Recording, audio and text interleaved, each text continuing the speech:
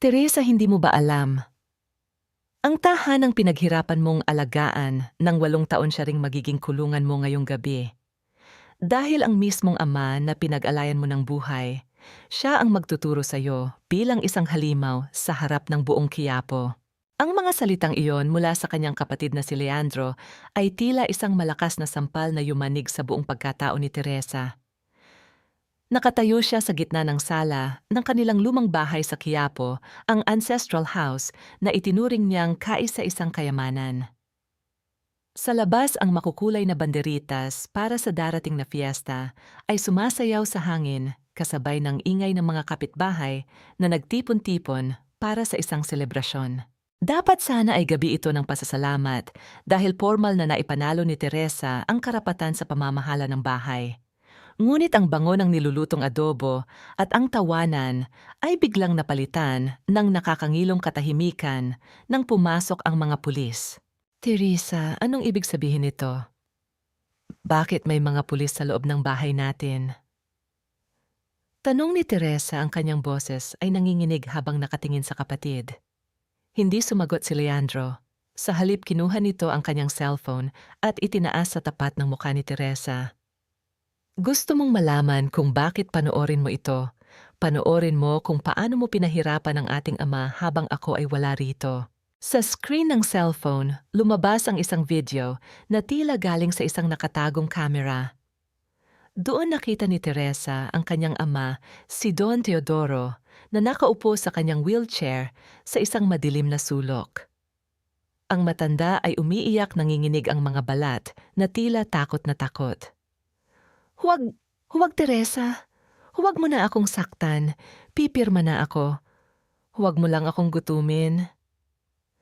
Ang pabulol at paos na boses ni Don Teodoro sa video ay sapat na upang patigilin ang tibok ng puso ni Teresa. Hindi totoo yan. Kailanman ay hindi ko sinaktan si Papa. Sigaw ni Teresa, ang kanyang mga kamay ay dahan-dahang nanlalamig. Lumingon siya sa sulok kung saan nakaupo ang kanyang ama sa kasalukuyan. Don Teodoro was staring at the floor blankly, his eyes devoid of the recognition he had just an hour ago. Walang hiyang anak. Akala namin ay ikaw ang santo sa pamilyang ito. Isang boses ang umalingaw-ngaw mula sa pinto. Si Aling Marites, iyon ang kapitbahay nilang laging hawak ang kanyang cellphone para sa isang Facebook Live. Sa mga sandaling iyon, ang bawat salita, ang bawat paratang ay naririnig ng libu-libong tao sa internet. Kitang-kita sa video. Pinapalo mo ang matanda. Kaya pala ayaw mong kumuha ng caregiver dahil gusto mong soluhin ang pagpapahirap sa kanya. Ang sipa ng sikat ng araw na tumatama sa mga bintana ay tila naging malamig na anino para kay Teresa. 8 taon. 8 taon niyang ibinigay ang kanyang sweldo bilang guro, ang kanyang gabi at ang kanyang kabataan para punasan ang dumi ng ama, para pakainin ito ng malambot na kanin at para kantahan ito ng mga lumang awitin tuwing hindi ito makatulog. At sa isang iglap, ang lahat ng sakripisyong iyon ay tila naging abo sa harap ng isang edited na video. Officer, heto ang ebidensya. At heto rin ang mga gamot na natagpuan namin sa kwarto niya, mga pampatulog na hindi naman nireseta ng doktor, sabi ni Leandro sa mga pulis habang ipinapakita ang isang supot ng mga tabletas. Wait, Leandro. Hindi ko alam kung saan galing ang mga iyan. You're framing me. Pilit na lumapit si Teresa kay Leandro pero agad siyang hinarang ng isang pulis. Teresa Villarreal, you are under arrest for elder abuse and grave coercion. Sumama ka sa amin ng mahinahon, ang malamig na utos ng opisyal. Habang inilalabas ng mga pulis ang mga posas, tila tumigil ang oras para kay Teresa. Ang bawat bulong ng mga kapitbahay sa labas, ang bawat mura ni Aling Marites sa kanyang livestream, ay tila mga talim na humihiwa sa kanyang dangal. Ngunit sa gitna ng kaguluhan, isang bagay ang kumuha ng kanyang atensyon. Napatingin siya sa braso ng kanyang ama. Doon nakita niya ang isang kumikinang na bagay. Ang lumang silver watch ni Don Teodoro, isang antigong relos na 3 taon nang nawawala. Naalala ni Teresa na hinalughog niya ang buong bahay para hanapin iyon dahil iyon ang paboritong relos ng ama, ngunit hindi niya makita. Bakit ngayon sa oras na ito ay suot ito ni Don Teodoro?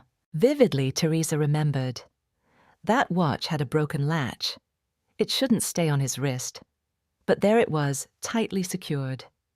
Sa isang huling pagkakataon, bago siya tuluyang igapos, pilit na kumawala si Teresa at mabilis na lumapit sa kanyang ama.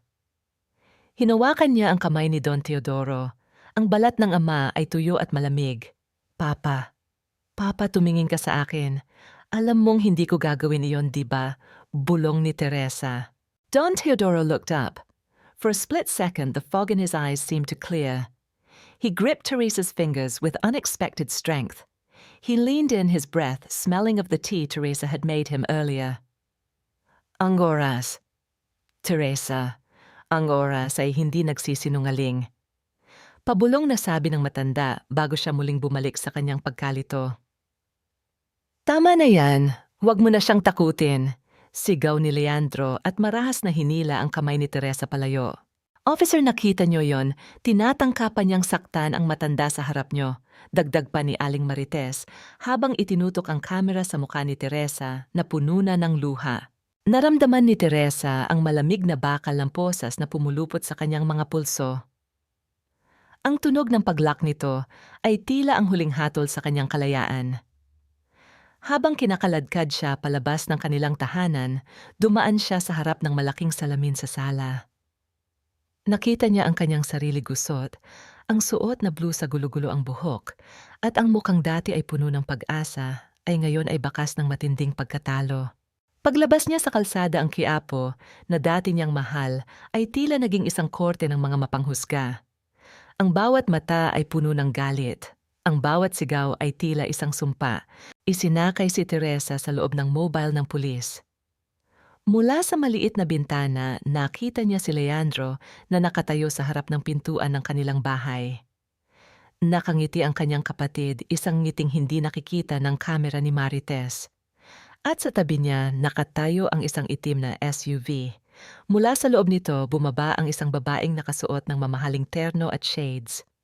Si Doña Salvacion.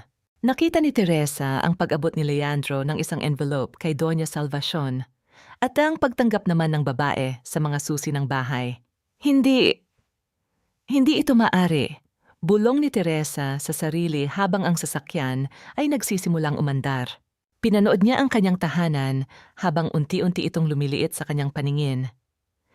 Nakita niya ang mga pulis na naglalagay ng yellow tape sa gate ng bahay Villarreal. Ang bahay na naging saksi sa kanyang mga pangarap ngayon ay naging isang crime scene ng isang krimeng hindi niya ginawa. Niyakap ni Teresa ang kanyang sarili sa loob ng malamig na sasakyan. Ang tanging nararamdaman niya ay ang bigat ng relos ng kanyang ama na dahan-dahang naglalaro sa kanyang isipan. Bakit iyon ang huling sinabi ni Papa? Ang oras ay hindi nagsisinungaling. Habang lumalayo ang sasakyan sa Quiapo, ang luha ni Teresa ay unti-unting natuyo na palitan ng isang malamig at matalas na determinasyon. Hindi pa tapos ang laban. Kung ang bahay na ito ang gusto nilang kunin, sisiguraduhin niyang ang bawat sulok nito ang magiging saksi sa kanilang pagbagsak. Ngunit ang hindi alam ni Teresa sa loob ng selda na kanyang patutunguhan ay may isang taong naghihintay sa kanya, isang taong may hawak ng susi sa nakaraang mas madilim pa sa gabi ng Quiapo. Ang ingay ng nagsasara na rehas na bakal ay tila isang hatol na umalingaw-ngaw sa buong pasilyo ng presinto. Sa loob ng selda, ang hangin ay malapot, may halong amoy ng pawis kalawang at ang masangsang na amoy ng disinfectant na pilit itinatago ang dumi ng paligid. Nakaupo si Teresa sa isang matigas na semento, ang kanyang mga kamay ay nakayakap sa kanyang sariling mga binti. Sa bawat pagpikit niya, nakikita niya ang mukha ng mga kapitbahay sa Quiapo, ang mga taong tinulungan niya noong panahon ng pandemya, ang mga batang tinuruan niya ng libre na ngayon ay tinatawag siyang halimaw. Trending ka na, Teresa. Halos 5 milyong views na ang video ni Marites. Ang boses na yon ay nagmula sa tapat ng rehas. Inangat ni Teresa ang kanyang ulo. Si Isabela, ang kanyang matalik na kaibigan mula pa noong kolehiyo, ang tanging tao na pinagkatiwalaan niya ng lahat ng dokumento at ang legal na abogado na dapat ay magtatanggol sa kanya. Ngunit imbes na bitbit ang pag-asa si Isabela, ay nakatayo roon ng may suot na mamahaling terno, walang bakas ng pag-aalala sa mukha. Isabela, salamat at nandito ka. Kailangan nating makuha ang original na video sa dashcam ng kotse ko. Iyon ang magpapatunay na edited ang video ni Leandro. Nagmamadaling sabi ni Teresa, ang kanyang boses ay puno ng desperasyon. Isang matipid na ngiti ang sumilip sa mga labi ni Isabela. Ang video ba na nagpapakita na kinuha ni Leandro si Tito Teodoro sa kwarto at binigyan ng kung anong tabletas? Iyong video na nagpapatunay na wala ka sa bahay nung oras na sinasabing sinasaktan mo siya. Napatigil si Teresa. Oh, iyon nga, nasaan na yon? Dahan-dahang kinuha ni Isabela ang isang maliit na USB drive mula sa kanyang bag at ipinakita ito kay Teresa sa gitna ng rehas. Nandito. Pero Teresa, kailangan nating maging praktikal. Ang pamilyang Villarreal ay pabagsak na. Si Leandro ay may kasunduan na kay Dr. Benigno Arcila ng Santa Amalia at ako kailangan ko ring mabuhay. Tila tumigil ang pag-ikot ng mundo ni Teresa. Anong sinasabi mo? Ibinigay ko na ang kopya nito kay Dr. Arcila Teresa. At ang original buburahin ko na ito sa harap mo kung hindi mo ibibigay sa akin ang lokasyon ng mga original na titulo ng mga lupa sa Quiapo na itinatago ng tatay mo. Ang boses ni Isabela ay kasing lamig ng bakal na nakapagitan sa kanila. Huwag kang maging bayani, Teresa. Talo ka na. Isang pirma mo lang sa waiver ng Quiapo House at gagawan ko ng paraan na bumaba ang kaso mo. Hindi makapagsalita si Teresa. Ang bawat salita ni Isabela ay tila isang kutsilyong unti-unting hinihiwa ang kanyang puso. Ang taong kasama niyang nangarap, ang taong alam ang bawat sakripisyo niya para sa ama, ay siya palang maglalatag ng huling patibong. Pati ba naman ikaw, Isabela, 8 taon nating pinagsaluhan ang lahat? Ang boses ni Teresa ay gumaralgal. 8 taon ka ring nagpakabayani, habang ako ay nagtitiis sa maliit na kompensasyon mo bilang guro. Sigaw ni Isabela, ang kanyang mukha ay namumula na sa inis. Sawa na akong maging sidekick mo, Teresa. Ang Quiapo House ay ginto at hindi ko hahayaang mabulok iyon sa isang gurong tulad mo. Tumalikod si Isabela nang walang pasabi. Ang tunog ng kanyang mga takong sa sahig ay tila mga martilyo na nagpapako sa kapalaran ni Teresa.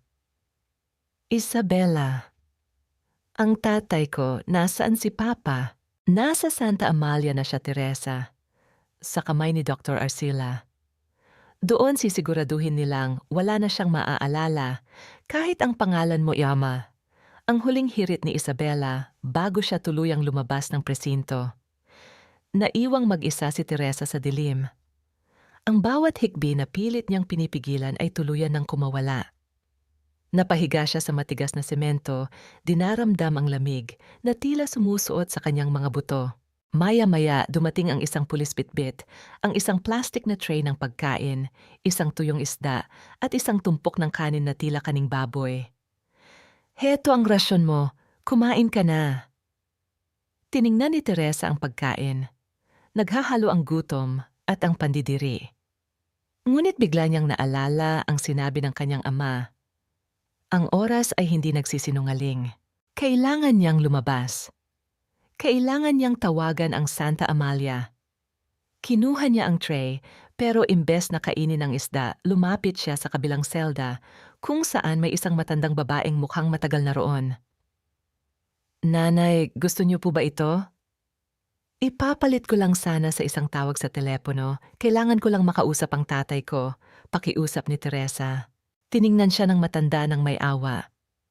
Itago mo na yan, iha. Heto, meron akong nakatagong barya rito. Gamitin mo sa payphone paglabas ng mga guard para sa shift change. Mukhang mabuti kang bata, hindi ka nararapat sa lugar na ito. Sa loob ng madilim na selda, ang munting kabutihang iyon ay tila isang liwanag para kay Teresa. Hindi niya kinain ang rasyon niya. Pinili niyang tiisin ang hapdi ng sikmura para manatiling gising at alerto. Sa bawat minutong lumilipas ang bawat detalye ng relos ng kanyang ama ay inuukit niya sa kanyang isipan. Bakit suot ni Papa ang relos na yon? Bakit mahigpit ang pagkakalapat nito, gayong sira ang lock niyon? Madaling araw na nang muling bumukas ang pinto ng pasilyo. Inasahan ni Teresa na ang guard na magpapalabas sa kanya para sa tawag ang darating, ngunit isang marangyang amoy ng pabango ang biglang humaluyhoy sa hangin. Isang amoy na hindi nababagay sa dumi ng presinto. Isang babaeng nakasuot ng itim na sutla at mamahaling alahas ang huminto sa harap ng kanyang selda. Si Doña Salvacion. Ang babaeng nakita niya sa Quiapo na kausap ni Leandro. Dahan-dahang tinanggal ng babae ang kanyang sunglasses, inilalantad ang mga matang kasing talim ng agila, ngunit may bahid ng isang misteryong hindi mabasa. Teresa Villarreal, ang kanyang boses ay malalim at puno ng autoridad. Ang tanging anak na nanatili sa Quiapo. Sino ho kayo? Bakit niyo ho ako pinupuntahan dito? Tanong ni Teresa. Ang kanyang boses ay matatag kahit nanginginig ang kanyang tuhod. Ako ang nagbayad ng piyansa mo, Teresa. Malaya ka na, sabi ni Doña Salvacion. Huwag kang magpasalamat. Ginawa ko ito dahil may kailangan ako sa loob ng bahay niyo. Isang bagay na tanging ikaw lang ang makakapagturo sa akin. Ano ho iyon? Lumapit si Doña Salvacion sa rehas, ang kanyang mukha ay ilang pulgada na lang ang layo kay Teresa. Ang katotohanan tungkol sa iyong ama at ang lihim na itinatago ng Quiapo sa loob ng 40 taon. Isang malamig na ngiti ang sumilip sa mga labi ni Doña Salvacion. Isang ngiting hindi nagbibigay ng katiyakan, kundi mas malalim na pangamba. Halika na, Teresa. Maraming naghihintay sa iyo sa labas. At sisiguraduhin nating ang bawat segundo ng oras na sinasabi ng tatay mo ay magagamit natin laban sa kanila. Habang naglalakad si Teresa palabas ng presinto, ang liwanag ng bukang liwayway ay tumatama sa kanyang mukha. Malaya na siya, ngunit alam niyang ang tunay na kulungan ay nagsisimula pa lamang. Ang Quiapo ay naghihintay at ang bawat patak ng oras sa relos ng kanyang ama ay nagsisimula na sa isang madugong countdown. Ang bango ng loob ng mamahaling sasakyan ni Doña Salvacion ay tila isang lason na dahan-dahang nagpapamanhid sa aking mga senses. Hindi ako makapaniwala na mula sa malamig na semento ng selda ngayon ay nakaupo ako sa malambot na leather seat habang binabagtas namin ang maingay na kalsada ng Maynila. Ngunit sa bawat sulyap ko sa refleksyon ni Doña Salvacion sa bintana, alam kong ang kalayaang ito ay may katapat na napakataas na interes. Huwag kang masyadong malalim mag-isip, Teresa. Ang utang na loob ay binabayaran, hindi iniiyakan.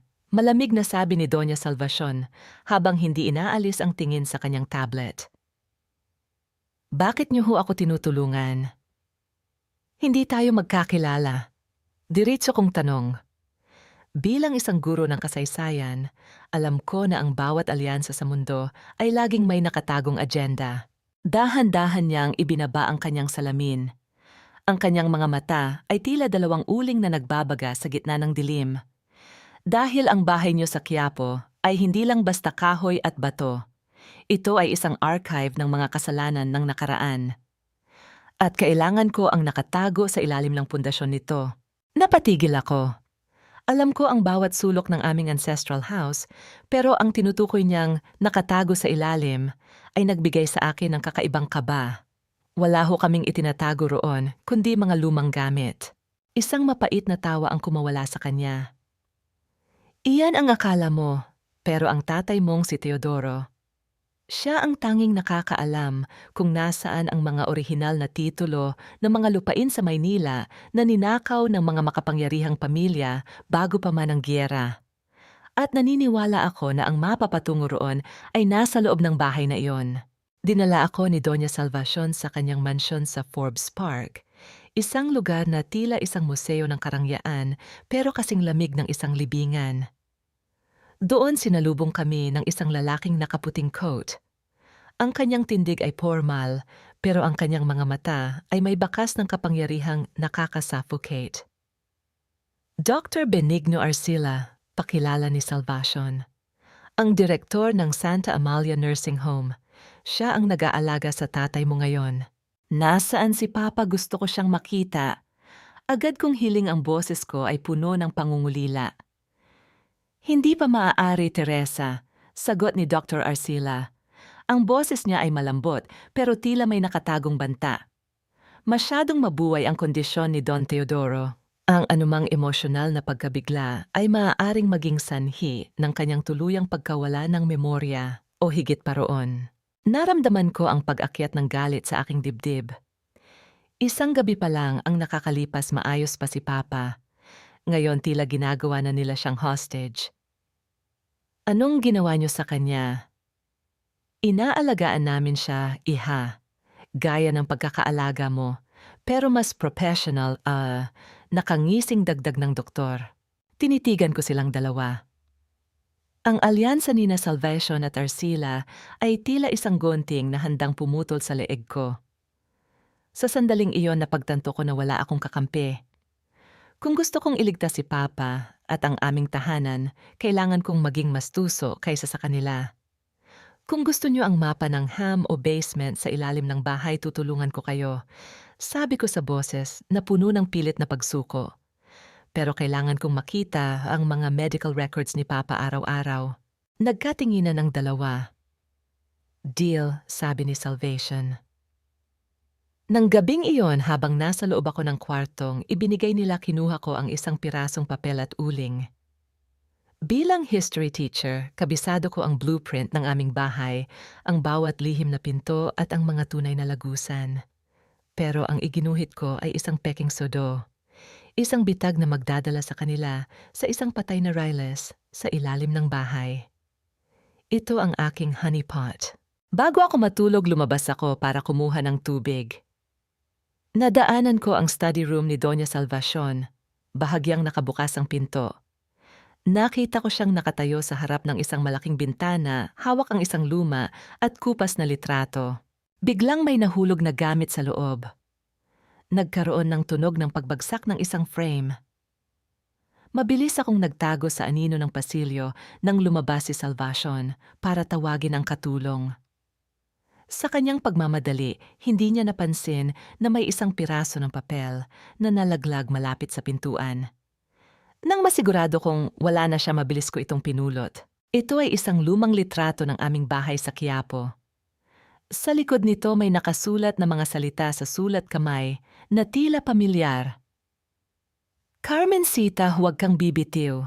Darating ang oras na ang Quiapo ay magiging sa atin muli. Carmencita.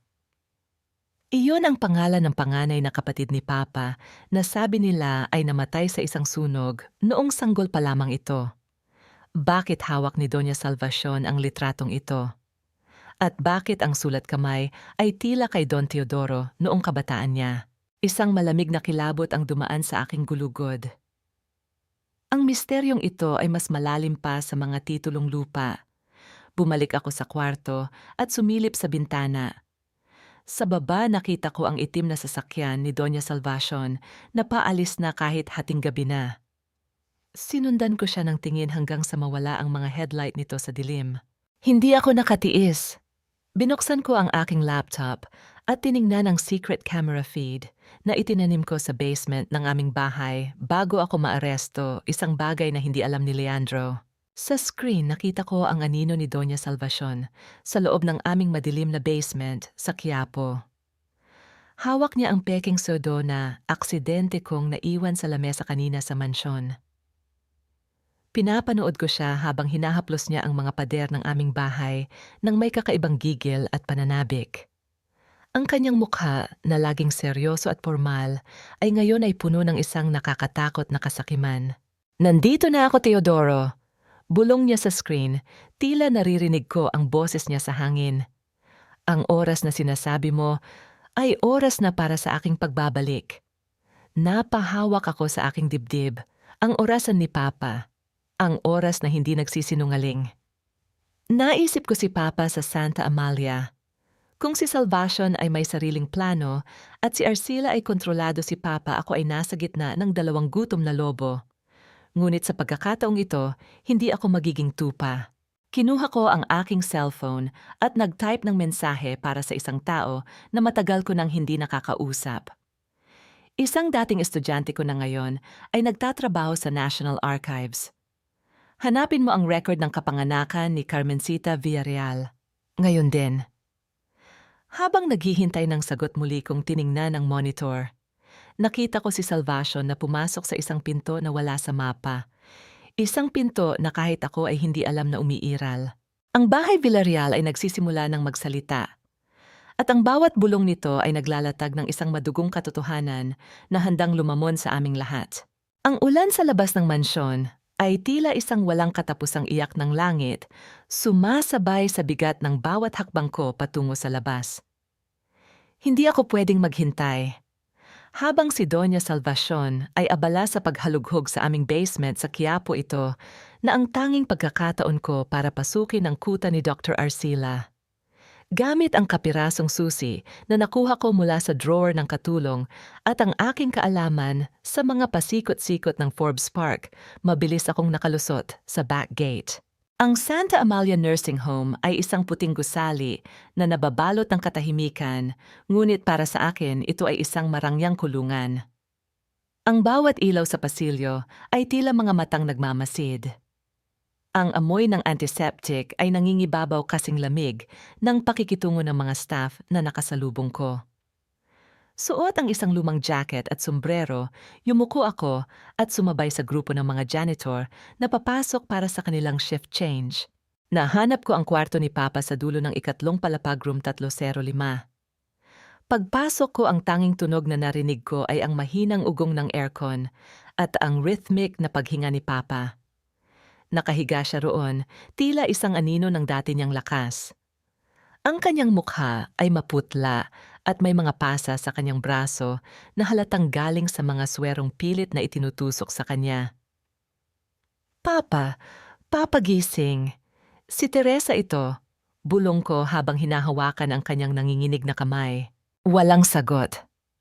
Ang kanyang mga mata ay nananatiling nakapikit, tila nilunod na ng mga gamot na ibinibigay ni Arcila. Ngunit hindi ako napunta rito para lang umiyak. Tiningnan ko ang kanyang kaliwang braso. Naroon pa rin ang pilak na relos. Sa ilalim ng malamlam na ilaw, tinitigan ko ang relos ng mabuti. Naalala ko ang sinabi niya sa Quiapo. Ang oras ay hindi nagsisinungaling. Sinubukan kong paikutin ang pihita ng oras, ngunit ayaw nitong gumalaw. Sa halip napansin ko ang isang maliit na bitak sa gilid ng case ng relos, isang bitak na hindi bunga ng kalumaan, kundi ng disenyo.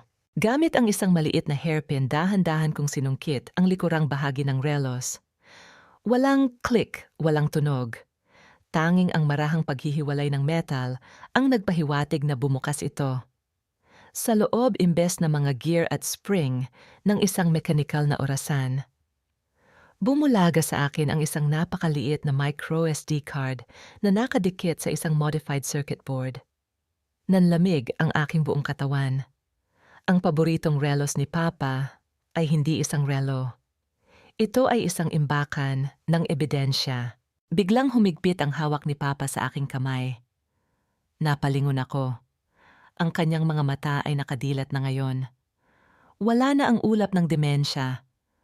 Ang nakita ko ay ang talino at tapang ng isang Don Teodoro Villarreal na hindi ko nakita sa loob ng 8 taon.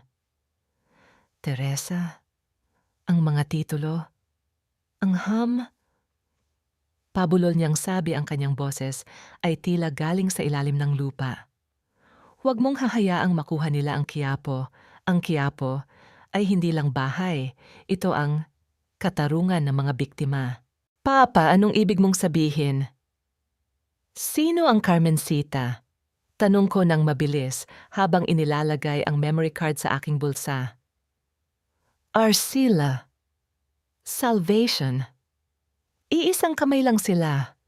Muling pumurol ang kanyang paningin. Takbo, Teresa, papunta na sila.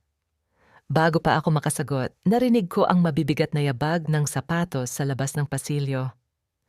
Ang tunog ng pagtama ng takong sa tiles ay tila isang mabilis na pagtibok ng puso ng panganib. Check room 305. May nakitang unauthorized personnel sa CCTV. Ang sigaw ng isang lalaki mula sa labas.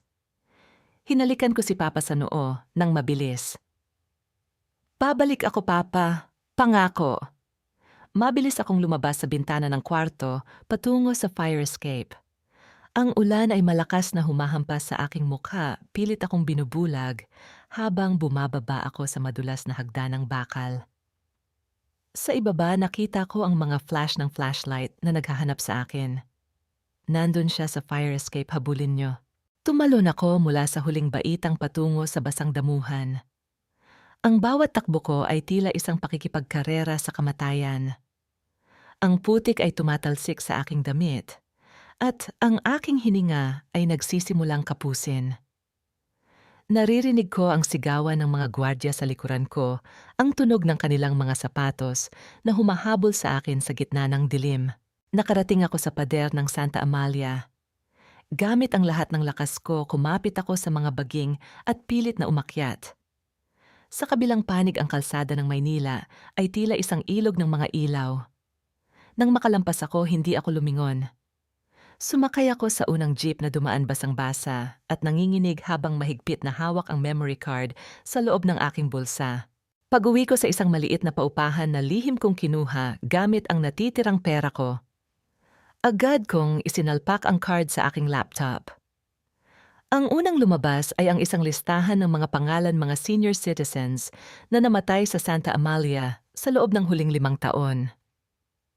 Sa tabi ng bawat pangalan, naroon ang isang digital na kopya ng kanilang mga titulo ng lupa na nailipat sa pangalan ni Dr. Arcila. Ngunit ang mas ikinagulat ko ay ang huling file. Isang video recording mula sa isang lumang CCTV. Doon nakita ko si Doña Salvacion, mas bata ng 10 taon, nakausap si Dr. Arcila sa loob ng aming basement sa Quiapo. At sa kanilang harapan nakatayo ang isang malaking vault na may nakaukit na pangalan, Carmencita Villarreal Trust. Ang relos ni Papa ay hindi lang nagsasabi ng oras. Ito ay nagtatala ng isang dekada ng krimen. Isang notification ang lumitaw sa aking screen, isang login mula sa aking National Archives contact. Teresa, may nahanap akong birth record. Pero Carmencita Villarreal didn't die in a fire.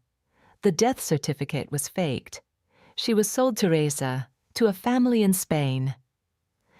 Napahawak ako sa aking bibig. Doña Salvacion, Carmencita. Ang babaeng nagpiyansa sa akin ay hindi lang basta kaaway. Siya ang kapatid na itinaboy ng aming pamilya. At ngayon narito siya para kunin ang lahat, pati ang kaluluwa ng bahay na nagtapon sa kanya. Biglang may kumatok ng malakas sa aking pinto. Ang tunog ng pagkatok ay hindi humihingi ng pahintulot. Ito ay naniningil. Teresa, buksan mo ang pinto. Alam naming hawak mo ang relos. Ang boses ni Isabela. Ang kaibigang nag-trader sa akin ngayon ay nasa labas na ng aking huling taguan. Teresa, huwag mo nang pahirapan ang sarili mo. Buksan mo ang pinto habang nakikiusap pa ako ng maayos. Ang boses ni Isabela mula sa labas ay tila isang malamig na hanging sumusuot sa mga siwang ng aking maliit na paupahan. Ang bawat salita niya ay puno ng pagmamataas, malayo sa boses ng kaibigang dati ay kasama kong kumakain ng kwek-kwek sa tapat ng unibersidad. Mabilis kong hinugot ang micro SD card mula sa aking laptop at isinilid ito sa loob ng lamat ng aking cellphone case. Wala akong ibang mapagtataguan. Ang tibok ng puso ko ay tila isang tambol na nagpapabilis sa bawat segundo ng aking pag-aalinlangan. Narinig ko ang marahas na pagtulak sa pintuan. Ang tunog ng nababasag na lock ay umalingaw-ngaw sa tahimik na kwarto kasabay ng pagpasok ni Isabela at ng 2 lalaking naka-uniforme ng Santa Amalia. Nasaan ang relos, Teresa Kim? Diretso niyang tanong habang nililibot ang tingin sa paligid. Wala rito ang relos, Isabela. Gaya ng pagkakaibigan natin, matagal na itong nawala. Matapang kong sagot, bagaman ang tuhod ko ay tila malapit ng bumigay. Isang malakas na sampal ang dumapo sa aking pisngi. Ang hapdi ay agad na gumuhit sa aking balat, ngunit ang mas masakit ay ang katotohanang ang taong gumawa nito ay ang taong pinagkatiwalaan ko ng aking buhay. Hindi ako umiyak. Tumingin ako ng diretso sa kanyang mga mata, mga matang puno ng kasakiman. Huwag kang magmalinis. Alam ni Dr. Arcila na pumasok ka sa kwarto ng tatay mo. Ibigay mo ang card at hahayaan kitang mabuhay. Sigaw ni Isabela. Hayaan mo siya, Isabela.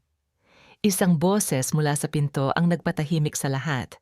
Pumasok si Doña Salvacion. Ang kanyang presensya ay tila isang makapal na ulap na nagpabigat sa hangin.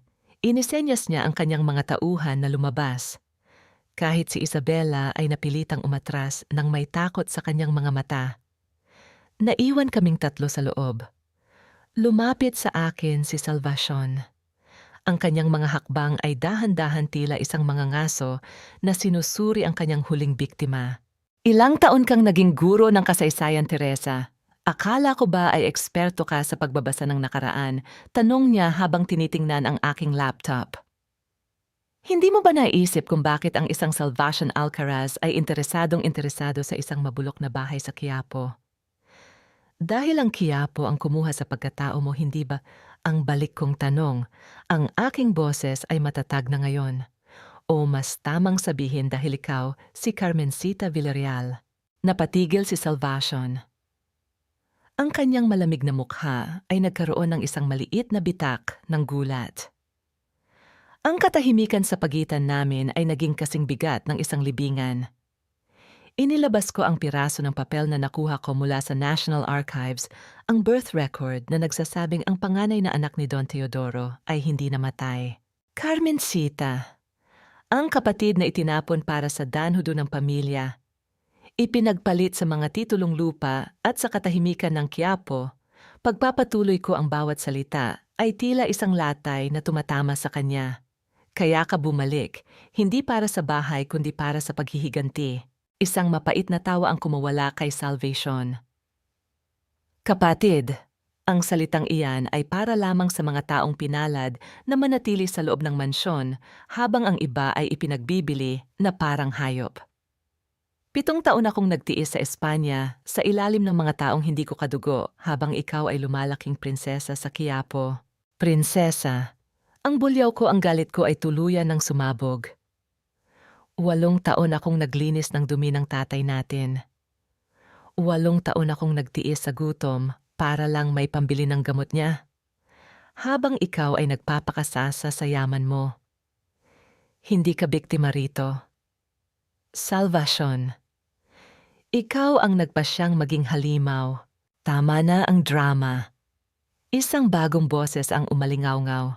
Si Dr. Arcila ay pumasok, may hawak na syringe na puno ng isang malinaw na likido. The deed salvation. Iyan lang ang kailangan natin. Ang card na nakuha ni Teresa ay naglalaman ng mga encrypted keys para sa vault sa Quiapo. Kapag nakuha natin iyon, ikaw ang may-ari ng Maynila at ako ang may-ari ng Santa Amalia. Tiningnan ni Salvation si Arcila pagkatapos ay muli sa akin. Ang labanan ng dalawang demonyo ay nagsisimula na. Alam kong gagamitin ako ni Arcila para makuha ang gusto niya at gagamitin naman ako ni Salvacion para tapusin ang kanyang personal na hantungan. Ibalik si Teodoro sa Quiapo. Ang utos ni Salvacion ay nagpatahimik kay Arcila. Doon natin tatapusin ang lahat. Doon sa Ham kung saan nagsimula ang sumpa ng mga Villarreal. Pero Salvacion, masyadong mapanganib ang ilabas ang matanda sa pasilidad, protesta ni Arcila. Gawin mo ang sinabi ko, Benigno. Kung gusto mo ang mga titulo, dalhin mo ang susi sa Quiapo bukas ng gabi, ang matigas na sagot ni Salvacion. Tumingin siya sa akin, ang kanyang mga mata ay puno ng isang hindi maipaliwanag na lungkot na hinaluan ng galit. At ikaw, Teresa, maghanda ka. Dahil bukas makikita mo kung paano lalamunin ng apoy ang bawat alaala ng pamilyang pinoprotektahan mo. Hinawakan ako ng mga tauhan ni Arcila at sa pilitang isinakay sa sasakyan. Habang binabagtas namin ang dilim patungo muli sa Quiapo, naramdaman ko ang micro SD card sa loob ng aking cellphone case. Ang bawat tibok ng orasan ay tila isang paalala na ang huling laban ay hindi na tungkol sa yaman. Ito ay tungkol sa dugo na pilit na idinedenaya at sa isang tahanan na hindi kailanman magiging sapat para sa lahat. Ang Quiapo ay naghihintay at ang bawat pundasyon nito ay handa ng gumuho sa ilalim ng bigat ng isang madugong katotohanan. Pagdating namin sa tapat ng bahay Villarreal, nakita ko ang aking ama na inilalabas sa ambulansya walang malay at nakatali sa kanyang stretcher. Sa dilim ng gabi ang aming ancestral house ay tila isang dambuhalang kabaong na nakabukas ang bibig. Pumasok na kayo! Ang boses ni Leandro mula sa dilim ng balkonahe ay puno ng pananabik.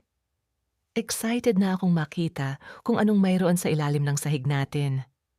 Ngunit sa sandaling tumuntong ako sa loob ng bahay, naramdaman ko ang isang bagay na hindi nila alam. Ang orasan ni Papa sa aking isipan ay nagsimula ng mag-countdown. At ang huling oras ay hindi para sa kanila.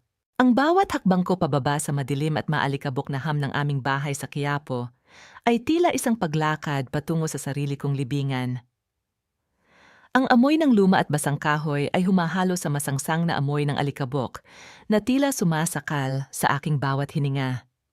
Sa likuran ko, naririnig ko ang marahas na pagtulak ni Leandro at ng mga tauhan ni Dr. Arcila sa wheelchair ni Papa. Ang bawat kalansing ng bakal ng wheelchair sa hindi pantay na semento ay tila isang dagok sa aking puso. Bilisan mo, Teresa, hanapin mo ang switch ng volt. Ang sigaw ni Leandro, ang kanyang boses, ay puno ng kasakiman na tila isang hayop na nakakita ng biktima. Hindi ko siya sinagot.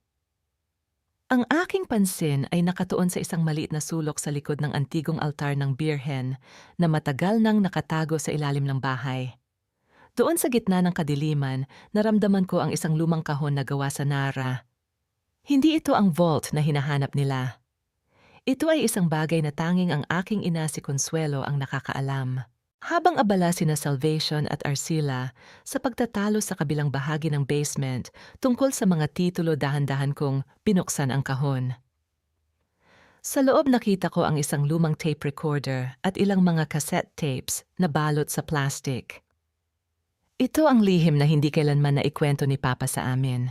Mabilis kong isinalpak ang isang tape at pinindot ang play sa pinakamababang volume.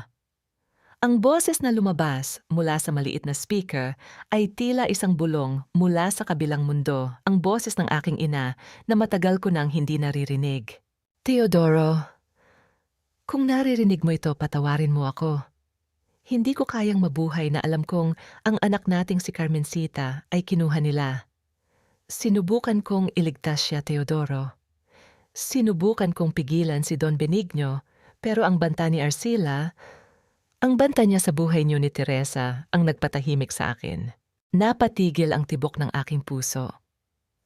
Ang boses ni Mama ay puno ng hikbi, isang tunog ng matinding pait na tila humihiwa sa aking kaluluwa. Tumingin ako kay Salvacion na ngayon ay nakatayo sa ilalim ng isang malamlam na bumbilya, ang kanyang mukha ay puno ng puot. Hindi niya alam. Hindi niya alam na ang ina na inakala niyang nagtapon sa kanya ay ang taong pinakamaraming luhang ibinuhos para sa kanyang kaligtasan. Ate! Ang bulong ko, ang boses ko ay halos hindi marinig sa gitna ng ingay ng ulan sa labas. Napalingon si Salvacion sa akin. Anong sabi mo? Huwag mo akong tawaging ate sa harap ng mga titulong ito. Teresa, ang dugong Villarreal ay isang sumpa para sa akin. Makinig ka, Salvacion. Ang pakiusap ko habang dahan-dahang itinatapat sa kanya ang tape recorder. Carmencita, aking anak. Saan ka man dalhin ng tadhana, tandaan mong mahal na mahal ka ni nanay. Ipinagpalit nila ang iyong kaligayahan para sa mga lupang ito, para sa mga dokumentong ito, na tila naging kabaong ng ating pamilya. Patawad, anak. Patawad, Adsad. Ang bawat salita ni Mama ay tila mga latay na tumatama sa mukha ni Salvation. Nakita ko ang dahan-dahang pagbagsak ng kanyang balikat. Ang kanyang matigas na mukha ay biglang nagkaroon ng mga bitak ng matinding emosyon. Ang kanyang mga mata ay nagsimulang mamasa, isang bagay na hindi ko inakalang makikita ko sa reyna ng Forbes Park. Isang saglit na katahimikan ang namayani sa buong basement. Ang tanging maririnig ay ang mahinang iyak ni Salvacion at ang labored breathing ni Papa na nakasandal sa kanyang wheelchair. Sa sandaling iyon, ang hantungan ng hapon sa Quiapo ay tila naging isang lugar ng pagluluksa para sa isang nanay na matagal nang nawala. Ngunit ang katahimikang iyon ay biglang binuwag ng isang malakas na tawa mula sa dilim.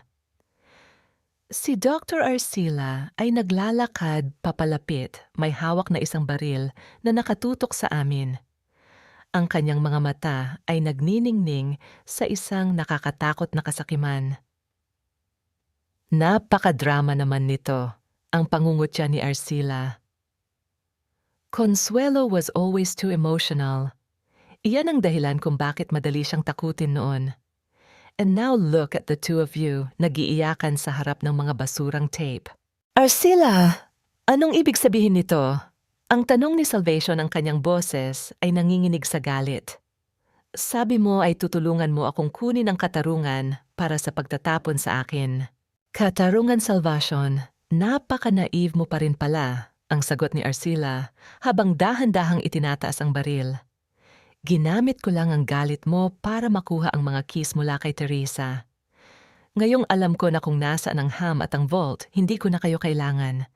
Ang mga titulong ito ay akin lamang, at ang pamilyang Villarreal buong-buo kayong mawawala ngayong gabi. Leandro, gawin mo na, ang utos ni Arcila sa aking kapatid. Nakita ko si Leandro na may hawak na isang galon ng gasolina. Ang amoy ng gas ay biglang kumalat sa buong basement, tila isang masamang balita na dumarating sa gitna ng unos. Ang mukha ng aking kapatid ay puno ng takot, pero ang kasakiman ay mas matimbang. Ate, patawad. Kailangan ko ang pera, che, bulong ni Leandro habang nagsisimulang ibuhos ang gasolina sa mga lumang gamit sa paligid namin. Naramdaman ko ang matinding lamig sa aking sikmura. Narito kami ang magkakapatid na Villarreal sa loob ng aming ancestral house, handang lamunin ng apoy dahil sa kasakiman ng isang taong matagal nang nanunubok sa aming buhay. Yumakap ako kay Papa, naramdaman ko ang panginginig ng kanyang katawan. Tumingin ako kay Salvacion.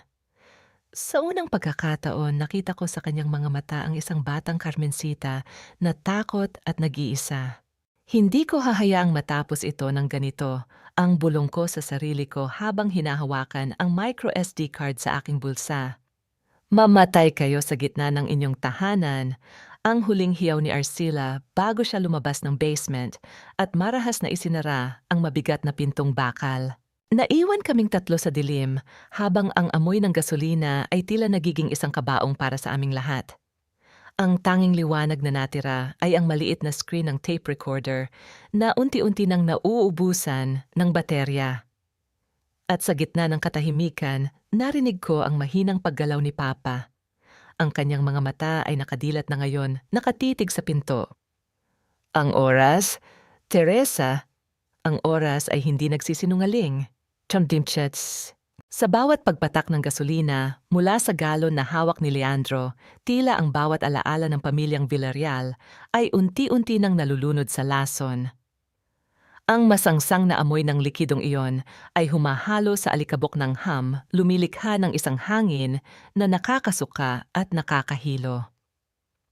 Nakatayo si Teresa sa gitna ng kadiliman yakap ang kanyang amang si Teodoro, habang ang kanyang mga mata ay nakapako sa kapatid na unti-unti nang kinakain ng sariling kasakiman.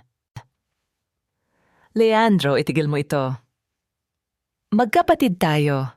Ang sigaw ni Teresa, ang kanyang boses, ay umaalingaw-ngaw sa mga pader na bato ng Ham.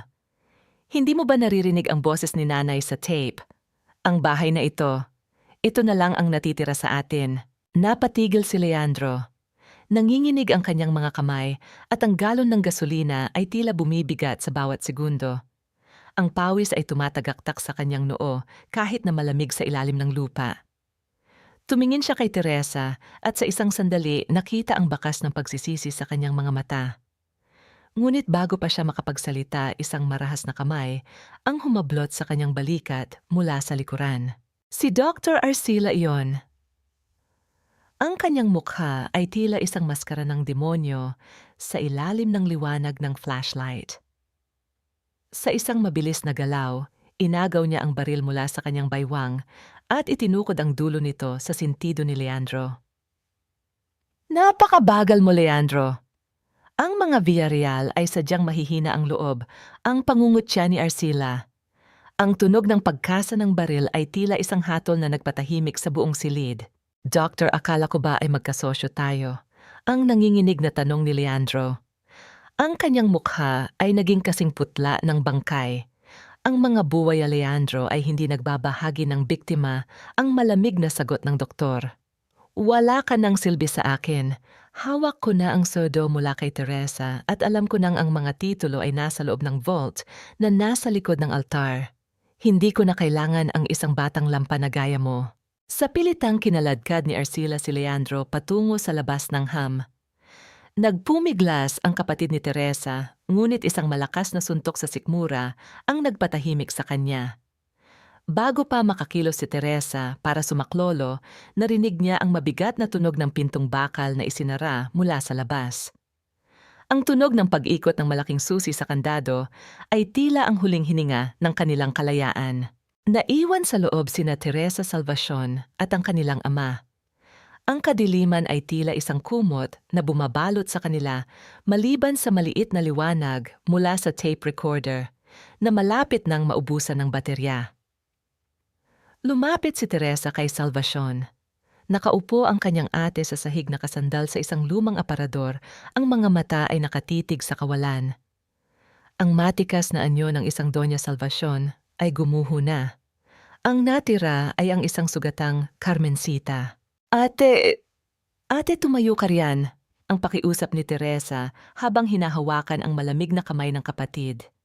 Kailangan nating humanap ng paraan para makalabas. Ang gasolina, isang sulyap lang ng apoy at magiging abo ang lugar na ito. Dahan-dahang tumingin si Salvacion sa kanya. Bakit mo pa ako inililigtas, Teresa? Ako ang nagpakulong sa'yo.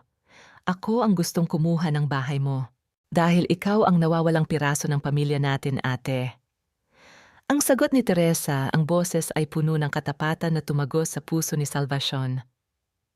Hindi ka vet niya. Ikaw ay biktima rin gaya namin at hindi ko hahayaang mamatay tayo rito sa ilalim ng lupa nang hindi mo man lang nararamdaman ang tunay na pagmamahal ng isang kapatid. Isang hikbi ang kumawala kay Salvation. Sa unang pagkakataon, hinawakan niya ang kamay ni Teresa ng mahigpit. Patawad, Teresa. Patawad. Sa gitna ng kanilang pag-uusap, narinig nila ang boses ni Arcila mula sa kabilang panig ng pinto. Ang kanyang boses ay tila galing sa impyerno. Salvacion, Teresa. Naririnig niyo ba ako? Ang sigaw ng doktor.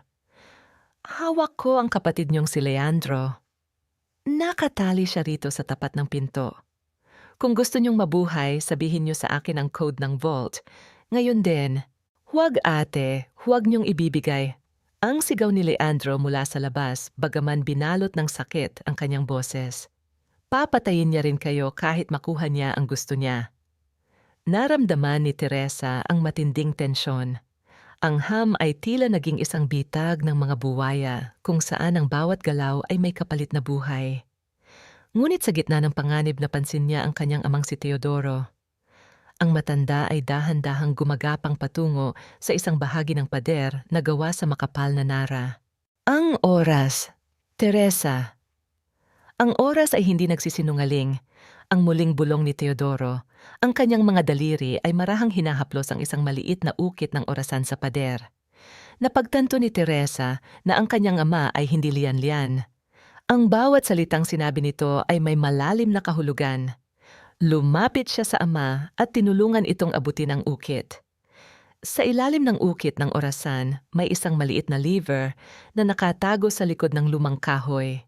Isang secret passage, ang bulong ni Salvacion na lumapit na rin sa kanila.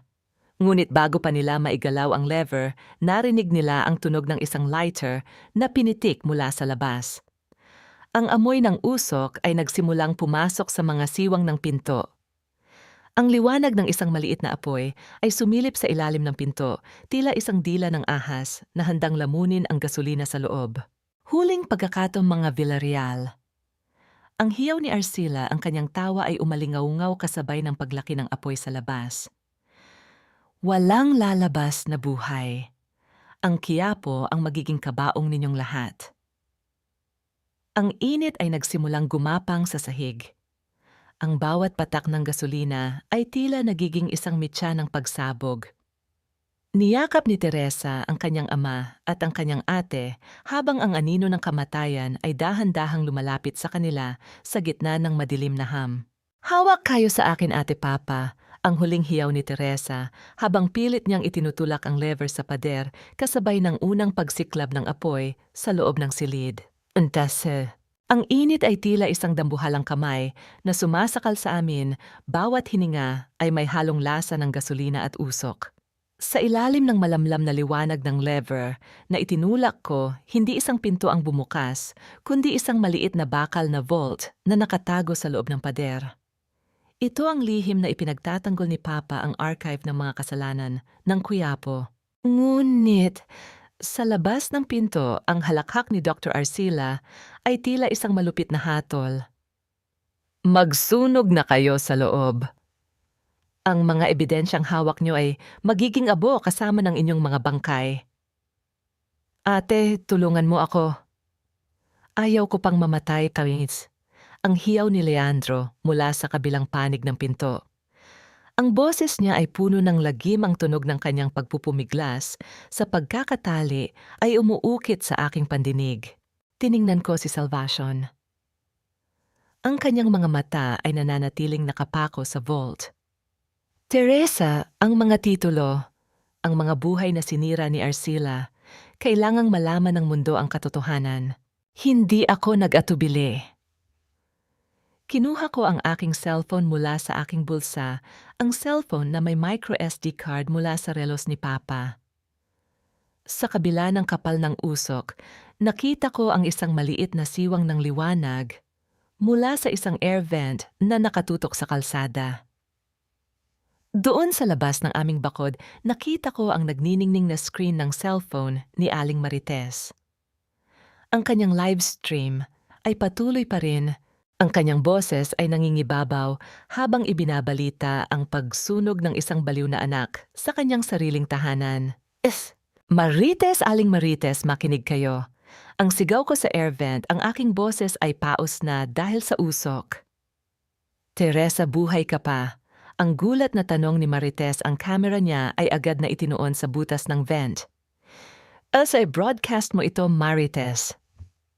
Ngayon din, kung gusto mong malaman ang katotohanan, ang sigaw ko habang mabilis na ginagawa ang wireless transfer mula sa aking phone patungo sa public cloud na nakakonekta sa live stream link na sikat na sa buong Quiapo.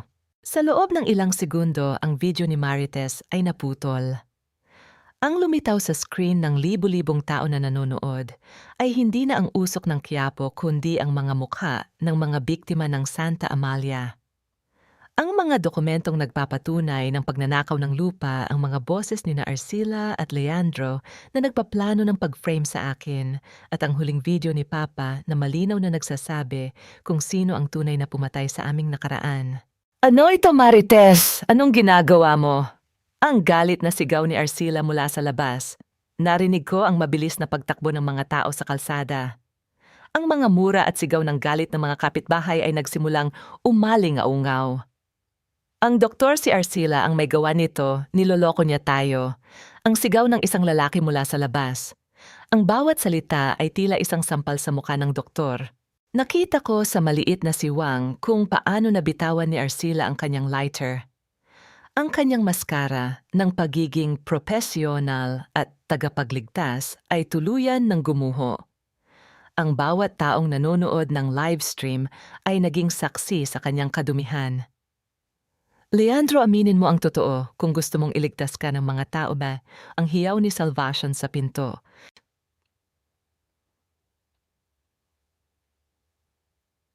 O si Dr. Arcila. Siya ang nag-utos sa akin. Binayaran niya ako para palitan ang video. Patawad, Ate Teresa, patawad. Ang pagsigaw ni Leandro ang boses ay puno ng desperasyon, habang ang mga kapitbahay ay nagsisimula ng gibain ang gate para sumaklolo. Ngunit si Arcila ay hindi basta-basta susuko. Sa gitna ng kanyang pagkataranta, nakita ko ang kanyang mukha na nagbago mula sa takot patungo sa isang ganap na kabaliwan. Kung mamamatay ang pangalan ko, sisiguraduhin kong wala kayong matitirang bahay na babalikan. Kinuha niya ang isang sulo ng apoy mula sa gilid at marahas itong inihagis sa bintana ng unang palapag. Ang tunog ng nabasag na salamin at ang mabilis na paglagablab ng apoy sa mga kurtina ay nagpahiwatig na ang Quiapo ay hindi na lang basta nasusunog. Ito ay nagiging isang mitya ng pagsabog. Teresa, ang hamang apoy ay papunta na rito. Ang sigaw ni Salvacion habang niyayakap si Papa. Ang usok ay naging itim at makapal, tila isang kumot na handa kaming ibaon sa limot. Ang bawat ubo ni Papa ay tila isang babala na ang oras namin ay paubos na. Hindi ako papayag na matapos ito rito, ang sabi ko sa boses na puno ng malamig na determinasyon. Hinawakan ko ang kamay ni Papa at ni Salvacion. Ang bitag ay sumabog na at ang bawat dumi ng mga buwaya ay nakita na ng buong mundo. Ngunit sa gitna ng tagumpay na ito, ang aming tahanan ay unti-unti nang nagiging abo. Cliffhanger. Isang malakas na pagsabog ang narinig mula sa itaas at ang kisam ng ham ay nagsimulang magkaroon ng malalaking bitak. Ang apoy ay hindi lang nasa labas. Ito ay nasa itaas na namin at ang pinto ay nananatiling sarado.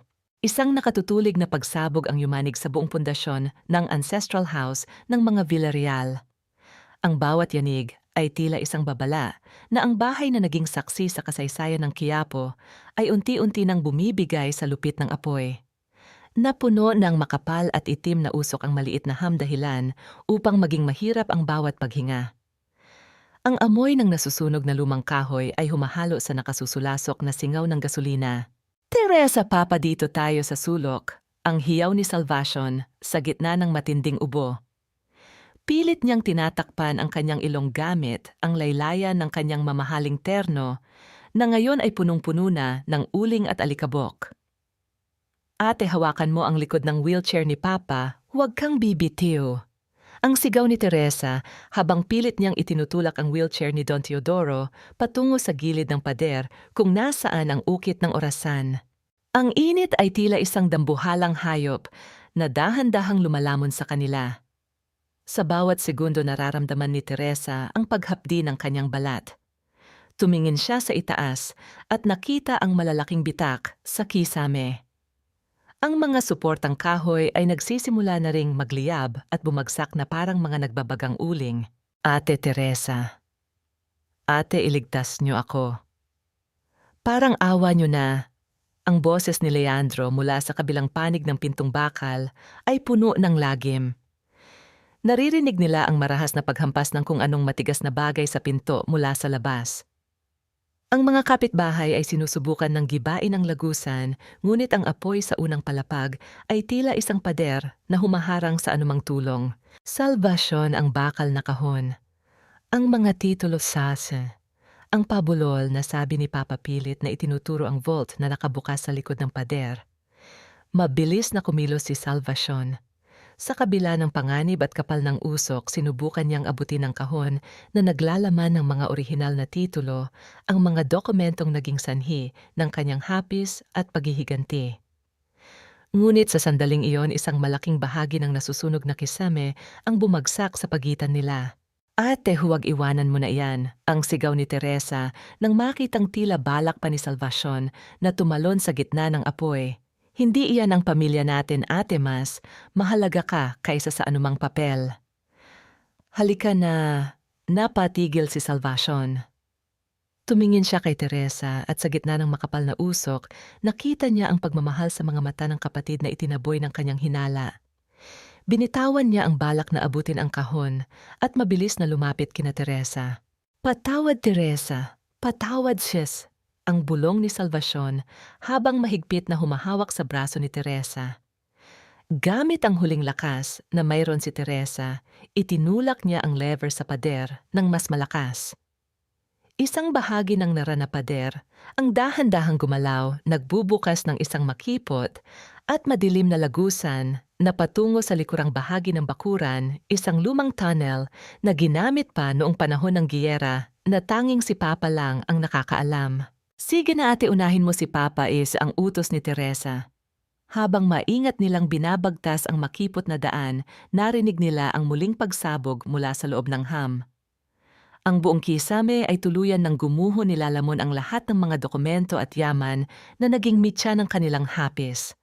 Ang init ay lalong tumindi, ngunit ang liwanag mula sa dulo ng tunnel ay nagsimulang sumilip. Sa labas ang gabi ng Quiapo ay napuno ng ingay ng mga sirena ng bumbero at ang sigawan ng mga tao. Mula sa dulo ng tunnel, dahan-dahan silang lumabas sa likod ng malalaking puno ng santol sa hardin. Ang lamig ng hangin sa labas ay tila isang himala pagkatapos ng impyerno sa loob. Napaupo si Teresa sa basang damuhan, humihingal at nanginginig ang buong katawan. Nakita niyang ligtas sina Papa at Salvacion, bagaman punong-puno ng dumi at uling. Ngunit ang atensyon ng lahat ay natuon sa harap ng nasusunog na bahay. Doon nakita nila ang mga kapitbahay na pinangungunahan ni Aling Marites. Ang kanyang cellphone ay nakatutok pa rin, kinukuhanan ang bawat sandali ng trahedya. Ang mga tao ay galit na nakapalibot sa isang lalaking pilit na tumatakas patungo sa kanyang itim na SUV, si Dr. Arcila. Huwag niyo siyang patatastasin. Siya ang nagsimula ng apoy, Chev, ang sigaw ni Aling Marites. Ang kanyang boses na dati ay puno ng panghuhusga kay Teresa, ngayon ay puno na ng katarungan. Napanood namin ang lahat sa live stream. Alam namin ang ginagawa niyo sa mga matanda sa Santa Amalia. Napasugod ang mga kalalakihan ng Quiapo kay Arcila. Ang kanyang dating maayos na suot ay punong-puno na ng dumi habang pilit siyang kinakaladkad palayo sa kanyang sasakyan. Wala na ang kanyang kapangyarihan. Ang natira ay ang isang matandang lalaking nanginginig sa takot sa harap ng galit ng mga taong niloko niya. Kasabay nito nakita ni Teresa ang mga bumbero na inilalabas si Leandro mula sa harap ng pintong bakal. Maitim ang kanyang mukha dahil sa usok at halos hindi na siya makahinga, ngunit buhay siya. Agad siyang nilapitan ng mga pulis at pinusasan habang inilalagay sa ambulansya. Ate Teresa, ang iyak ni Leandro hindi makatingin ng diretso sa kapatid dahil sa tindi ng kahihiyan. Tumingin si Teresa sa kanilang ancestral house. Ang apoy ay patuloy na lumalamon sa bawat sulok nito. Ang mga bintanang kapis na naging saksi sa kanyang paglaki ay isa-isang nababasag at nagiging abo. Ang bahay na naging kaisa-isa niyang kanlungan ay unti-unti nang naglalaho. Naramdaman ni Teresa ang isang kamay sa kanyang balikat. Si Salvacion. Nakatayo siya sa tabi ni Teresa, pinagmamasdan din ang nagliliyab na gusali. Ang mga titulo, ang mga ebidensya, lahat ay nawala na, Teresa. Paano na tayo? Tumingin si Teresa sa kapatid, pagkatapos ay kay Papa, na ngayon ay payapang nakasandal sa puno pinagmamasdan ang nagbabagang langit. Kinuha ni Teresa ang kanyang cellphone mula sa bulsa at ipinakita ang micro SD card na nanatiling ligtas sa loob ng casing nito. Hindi lahat ay nawala, ate, ang sabi ni Teresa sa boses na puno ng kapayapaan at determinasyon. Ang mga papel ay pwedeng palitan, ng bahay ay pwedeng itayo muli. Pero ang katotohanan, naka-broadcast na iyon sa buong mundo. Wala na silang matatakbuhan. Yumakap si Salvacion kay Teresa at sa unang pagkakataon, naramdaman nila ang init ng isang tunay na pamilya. Sa gitna ng abo at usok ng Quiapo, nahanap ni Teresa ang katarungang matagal na niyang ipinaglalaban. Ang orasan ni Papa ay tumigil na sa pag-countdown dahil ang oras ng paniningil ay natapos na. Ngunit habang pinagmamasdan nila ang huling pagbagsak ng bubong ng bahay Villarreal, alam ni Teresa na ito ang katapusan ng isang masakit na kabanata at ang simula ng isang bagong bukas. Ang liwanag ng bukang liwayway ay dahan-dahang sumisipol sa gitna ng usok na nagmumula sa mga guho ng bahay Villarreal. Ang bawat patak ng tubig mula sa mga hose ng bumbero ay tila mga luha ng langit na pilit nililinis ang abo ng nakaraan. Sa gitna ng kalsada ng Quiapo na ngayon ay puno ng mga tao at pulis, nakatayo si Teresa habang nakayakap sa kanyang amang si Don Teodoro. Ang bawat hininga niya ay may halong pait ng usok, ngunit ang kanyang mga mata ay nakatutok sa katarungang sa wakas ay dumating na. Posas na yan, huwag niyo siyang hahayaang makatakas. Ang sigaw ng isang opisyal ng pulis habang sa pilitang isinasakay si Dr. Arcila sa loob ng sasakyan. Ang mukha ng doktor na dati ay puno ng pagmamalaki, ay ngayon ay bakas ng matinding takot at pagkatalo. Wala na ang kanyang puting coat na simbolo ng kanyang propesyon. Ang tanging natira ay ang isang lalaking nababalot ng dumi ng sarili niyang mga kasalanan. Sa kabilang banda si Leandro ay nakaupo sa loob ng ambulansya na kayuko at umiiyak habang binabantayan ng mga awtoridad. Ang bawat hikbi niya ay tila isang paghingi ng tawad na alam niyang hindi sapat para sa kanyang ginawa. Isang pamilyar na sasakyan ang huminto sa tapat ng nagkakagulong mga tao. Bumaba si Isabela, ang kanyang mukha ay puno ng puyat at pagsisisi. Sa kanyang kamay ay hawak niya ang isang laptop at isang envelope. Mabilis siyang lumapit kay Teresa, hindi alintana ang mga mapanghusgang tingin ng mga kapitbahay. "Teresa, heto na ang kailangan mo." Ang boses ni Isabela ay nanginginig habang iniabot ang envelope. Iyan ang original na video mula sa dashcam. At heto ang record ng mga illegal na transaksyon ni Arcila na itinago ko sa aking personal cloud. Patawarin mo ako, Teresa. Masyado akong nabulag ng takot at pera. Tinitigan ni Teresa ang kanyang dating kaibigan. Ang galit na dati ay nag-aapoy sa kanyang dibdib ay tila dahan-dahang napalitan ng isang malalim na pagod. "Salamat, Isabela. Ang katarungan ay hindi nabibili ng pagsisisi, pero ang katotohanan ay sapat na para sa akin ngayong araw." Lumapit ang mga miyembro ng NBI at tinanggap ang mga dokumento mula kay Isabela. Kasama ang livestream ni Aling Marites at ang micro SD card mula sa relo sapat na ito para sa habambuhay na pagkabilanggo ni Arcila. At si Leandro ay kailangan ding sumailalim sa investigasyon bilang kasabwat. Sa gitna ng kaguluhang ito, nanatili ang katahimikan sa pagitan ni Don Teodoro at ni Salvacion. Nakaupo ang matanda sa kanyang wheelchair, ang kanyang mga mata ay dahan-dahang naglalakbay sa mukha ni Salvacion, ang mukhang itinuring niyang ala-ala sa loob ng 40 taon. Ang mahinang tawag ni Salvacion, ang kanyang boses, ay tila isang maliit na batang naghahanap ng kalinga. "Patawad po. Bumalik ako hindi para magmahal, kundi para maningil. Masyado akong nabulag ng hapon." Dahan-dahang itinaas ni Don Teodoro ang kanyang nanginginig na kamay. Hinaplos niya ang pisngi ni Salvacion, pinupunasan ang mga luha at uling na naroon. Isang milagro ang tila naganap sa sandaling iyon. Ang ulap ng demensya sa mga mata ng matanda ay tila tuluyang napawi ng sikat ng araw. "Carmencita," ang bulong ni Don Teodoro. Ang boses niya ay malinaw, puno ng pagkilala at isang pagmamahal na hindi kailanman nabura ng panahon. "Ang aking panganay, ang aking anak." Napahagulgol si Salvacion at isinubsob ang kanyang mukha sa mga tuhod ng ama. Ang bawat hagulgol niya ay tila naglalabas ng 4 na dekada ng puot lungkot at pangungulila. Niyakap siya ni Don Teodoro nang mahigpit, tila ayaw na siyang pakawalan muli. Pinanood ni Teresa ang tagpong ito at sa unang pagkakataon naramdaman niya ang tunay na kapayapaan. Ang pamilyang pilit na binuwag ng kasakiman ay muling nabuo sa gitna ng mga guho ng kanilang tahanan. "Tingnan niyo, buhay sila, ligtas sila." Ang sigaw ni Aling Marites sa kanyang livestream, ang kanyang boses ay puno ng emosyon. Ang mga kapitbahay na dati ay nagmura kay Teresa ay ngayon ay tahimik na nakatitig, ang iba ay umiiyak sa nasaksihang himala ng pagbabati ng mag-ama. Isang huling sulyap ang ibinigay ni Teresa sa nasunog na bahay Villarreal. Ang mga dingding na bato ay nananatiling nakatayo bagaman itim na at puno ng abo.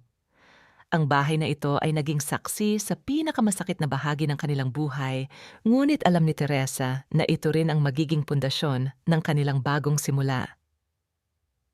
Tapos na ang paghuhukom sa Quiapo sa Alcubta, bulong ni Teresa sa hangin. Ngayon oras na para sa paghilom. Naglakad siya patungo sa kanyang ama.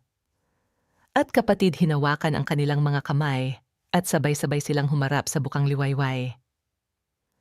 Ang bawat hakbang nila palayo sa nasunog na bahay ay tila isang pag-iwan sa mga anino ng nakaraan patungo sa isang buhay na wala ng dumi, wala ng dusa, at wala ng mga lihim.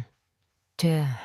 6 na buwan ang mabilis na lumipas mula nang lamunin ng apoy ang malaking bahagi ng aming tahanan sa Quiapo. Ngayong araw ang amoy ng usok at abo ay napalitan na ng bango ng bagong pintura at sariwang mga bulaklak ng sampagita na nakasabit sa aming balkonahe. Ang ancestral house ng mga Villarreal ay muling nakatayo ngunit hindi na lamang ito isang pribadong tirahan. Sa tapat ng aming gate, isang malaking kahoy na signage ang maingat na isinasabit tahanan ng katotohanan, Foundation for the Protection of the Elderly. Isang malalim na paghinga ang pinakawalan ni Teresa habang pinagmamasdan ang mga manggagawang tinatapos ang huling detalye ng gusali. Ang bawat pader na itinayo muli ay naging simbolo ng kanyang paninindigan. Ang bawat haligi ay alaala ng kanyang paglalakbay mula sa pagiging isang anak na halimaw sa mata ng publiko patungo sa pagiging isang tagapagtanggol ng mga kinalimutang matatanda. Handa na ang lahat sa loob, Teresa. Darating na ang mga unang benepisyaryo mula sa komunidad. Ang boses ni Attorney Isabela ay nagmula sa likuran niya. Hindi na nakasuot ng mamahaling terno si Isabela. Simple na lamang ang kanyang ayos at bagaman nawala na ang kanyang lisensya sa pagkaabogado dahil sa kanyang mga pagkakamali na natili siyang nagtatrabaho para kay Teresa bilang isang volunteer. Ang katarungan ay may hininging kapal at tinanggap yon ni Isabela ng maluwag sa kanyang kalooban. Salamat, Isabela. Siguraduhin nating bawat isa sa kanila ay makakaramdam na sila ay ligtas dito. Walang sino mang matanda ang dapat makaramdam na sila ay isang pasanin. Sagot ni Teresa habang inaayos ang kanyang salamin. Bago magsimula ang formal na pagbubukas, nagpaalam muna si Teresa para bisitahin ang kanyang kapatid na si Leandro sa piitan. Sa loob ng bisitahan nakita niya si Leandro na nakasuot ng kulay orange na uniforme. Mas payat ang kanyang kapatid at ang mga mata nito ay wala na ang kinang ng kasakiman.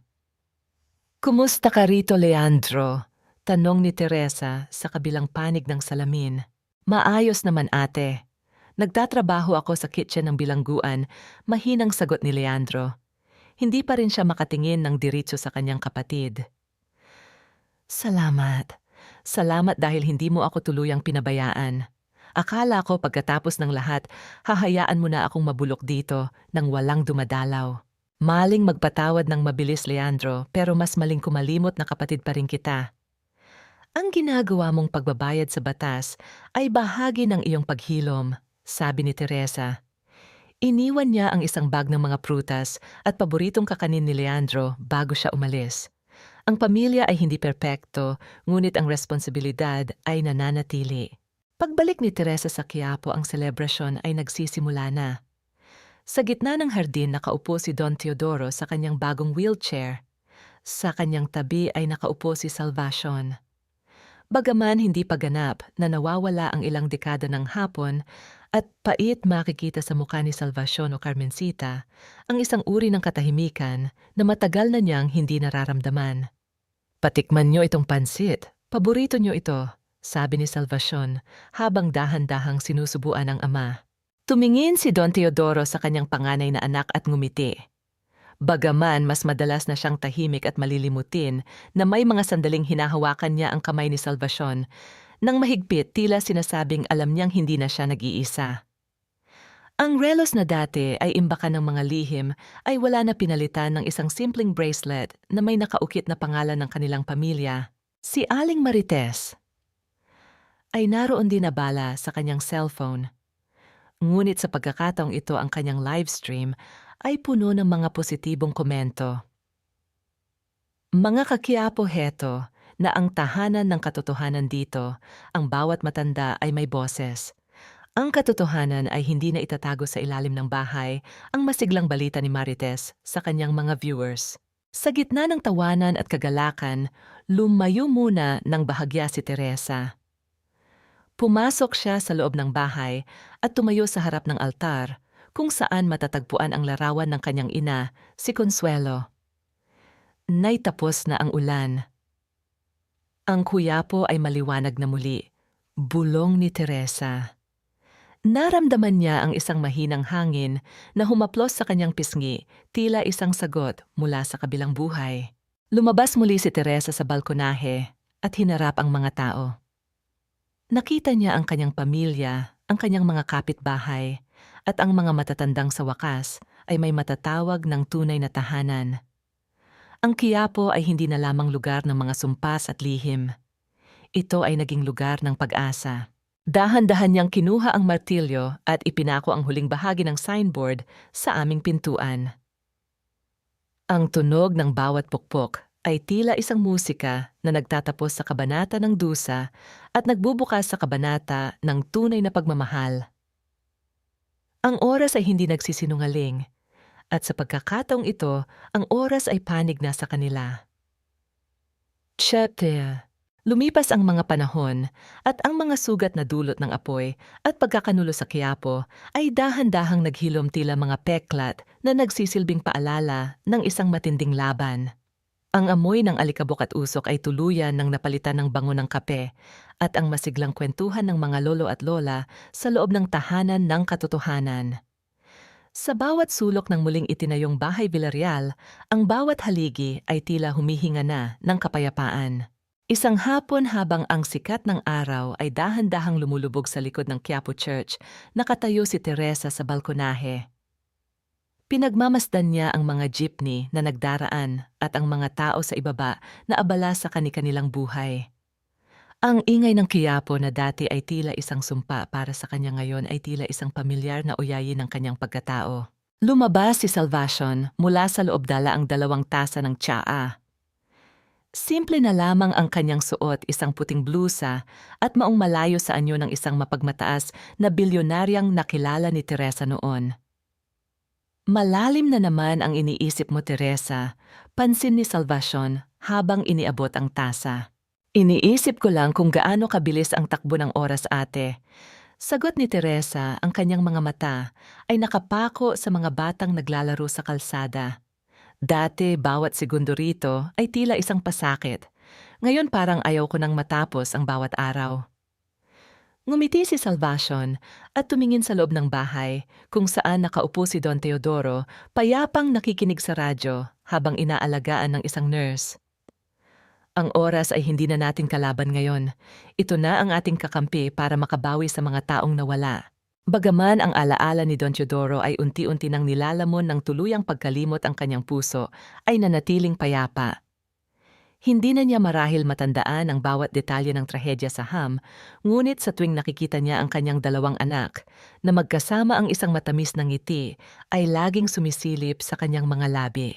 Para kay Teresa yon ang pinakamahalagang tagumpay, ang makitang ang kanyang ama ay hindi na natatakot sa sarili niyang mga alaala.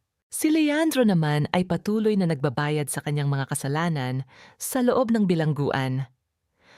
Bagaman, masakit ang kanyang sinapit, ito ang naging daan upang mahanap niya ang kanyang sarili. Sa bawat sulat na ipinadala niya kay Teresa, bakas ang pagsisikap na maging isang mabuting tao sa hinaharap. Ang pamilya Villarreal ay hindi naging perpekto, ngunit natutunan nilang ang bawat pagkakamali ay may kaukulang pananagutan at ang bawat pananagutan ay may kaukulang paghilom. Ang tahanan ng katotohanan ay naging kilala sa buong Maynila bilang isang santuwaryo para sa mga matatandang biktima ng pang-aabuso ng sarili nilang mga kadugo. Dito ang bawat dokumento at titulo ay protektado at ang bawat tinig ay pinakikinggan. Si Aling Marites, na dati ay instrumento ng paninira, ngayon ay naging pinakamasugid na volunteer at tagapagbalita ng mga tagumpay ng foundation. Tumingin si Teresa sa pilak na relos ng kanyang ama na ngayon ay nakalagay na sa isang glass case sa lobby ng foundation. Hindi na ito gumagana, ngunit ang mensahe nito ay mananatili habang buhay. Ang oras ay hindi nagsisinungaling. Sa huling bahagi ng hapon, habang nag-aagaw ang dilim at liwanag, nagtipon ang pamilya Villarreal sa harap ng hapagkainan. Walang mga mamahaling putahe, tanging simpleng tinolang manok at mainit na kanin. Pero sa paligid ng lamesang iyon, naramdaman ni Teresa ang isang bagay na hindi kayang bilhin ng anumang titulo ng lupa o yaman sa mundo. Hindi na sila mag-isa. Ang Quiapo ay hindi na lugar ng mga lihim kundi isang tahanan kung saan ang katotohanan ay malayang nananahan. Ang bawat higbi ng nakaraan ay napalitan ng boses ng pag-asa. At habang ang bawat batingaw ng kampana ng Quiapo Church ay umuugong sa hangin, alam ni Teresa na sa wakas ang kanyang misyon ay tapos na. Sila ay malaya na.